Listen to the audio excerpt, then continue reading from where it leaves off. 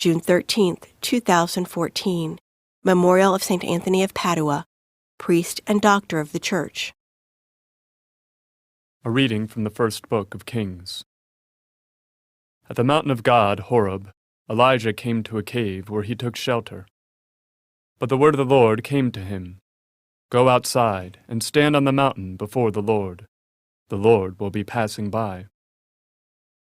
A strong and heavy wind was rending the mountains and crushing rocks before the Lord, but the Lord was not in the wind. After the wind there was an earthquake, but the Lord was not in the earthquake. After the earthquake there was fire, but the Lord was not in the fire. After the fire there was a tiny whispering sound. When he heard this, Elijah hid his face in his cloak and went and stood at the entrance of the cave. A voice said to him, "Elijah, why are you here?" He replied, "I've been most zealous for the Lord, the God of hosts. But the children of Israel have forsaken your covenant, torn down your altars, and put your prophets to the sword. I alone am left, and they seek to take my life." The Lord said to him, "Go, take the road back to the desert near Damascus. When you arrive, you shall anoint Hazael as king of Aram. Then you shall anoint Jehu, son of Nimshi, as king of Israel, and Elisha, son of Shaphat of Abel-Meholah, as prophet, to succeed you." The word of the Lord. The responsorial psalm. The response is, "I long to see your face, O Lord. Hear, O Lord, the sound of my call. Have pity on me and answer me. Of you my heart speaks. You my glance seeks. I long to see your face, O Lord. Your presence, O Lord, I seek. Hide not your face from me. Do not in anger repel your servant.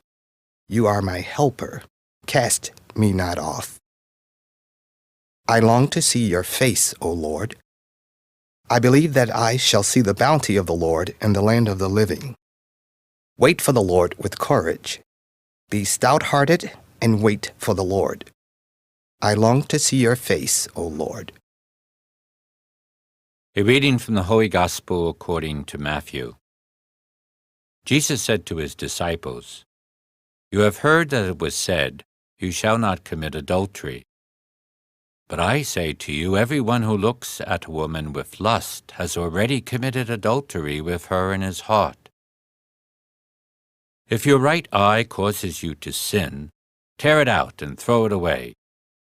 It is better for you to lose one of your members than to have your whole body thrown into Gehenna. And if your right hand causes you to sin, cut it off and throw it away. It is better for you to lose one of your members than to have your whole body go into Gehenna. It was also said, 'Whoever divorces his wife must give her a bill of divorce.' But I say to you, whoever divorces his wife, unless the marriage is unlawful, causes her to commit adultery, and whoever marries a divorced woman commits adultery."